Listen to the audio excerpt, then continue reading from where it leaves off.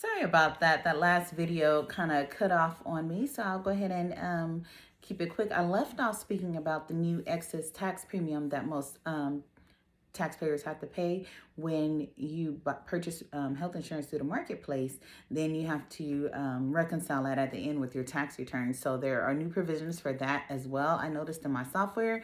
So kind of as things get updated, then we'll be able to go ahead and get most of our clients' taxes filed. So some of our clients who we didn't get to file before the new unemployment provisions went in place, we actually have to wait until the IRS has all the tax softwares updated before we can submit your tax return. So if you're wondering what's going on with your taxes, talk with your tax preparer and just kind of find out where you are. If you have been filed before the previous legislation, which I believe, like personally, I filed my taxes on Sunday, so mine have been accepted and everything, so I was able to file with no problem. But starting on Monday is when we started seeing where we were not able to file some of our taxpayers tax returns that had unemployment or have the new updates for the health insurance. Okay, so what else is going on? So now we have the PPP. PPP, you have until March 31st to apply. If you are a small business, a sole proprietor, or a contract worker, independent contractor, please get your application in. Of course, there's no guarantee that you will receive the funds. I don't want to say, it's guaranteed you're going to get it. But with the new CARES Act, they have implemented where they will be using your gross amount on line 7 of your Schedule C to determine your loan amount. So this is also a big help for people because, as business owners, we write a lot of things off. And so sometimes, we'll be left with either a small earnings amount or a loss on our Schedule Cs. But they are going by line 7, which is your gross amount. So if you have a Schedule C from 2019, you can use either 2019 or 2020 data.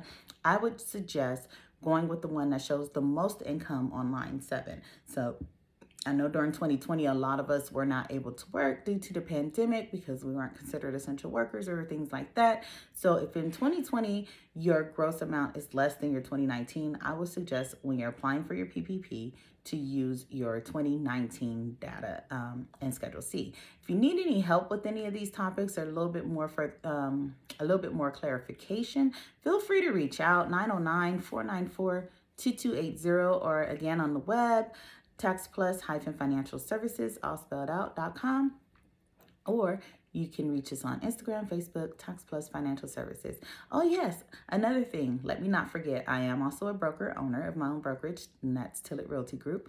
Just to throw this out there, you guys, some of you may be getting some large stimulus checks. Oh yeah, those are coming too. So, some of you may have already gotten them, especially if you have credit union. But for others, they should be starting to roll out today. So you're getting your stimulus payments and you're getting your tax refund. Put those things together and invest in yourself, invest in something, purchase a piece of property if you can, or clear your credit up so you can be in a position to purchase a piece of property because building wealth is the way to go. You don't want to have to be sitting here depending on the government to send you a stimulus check so you can survive.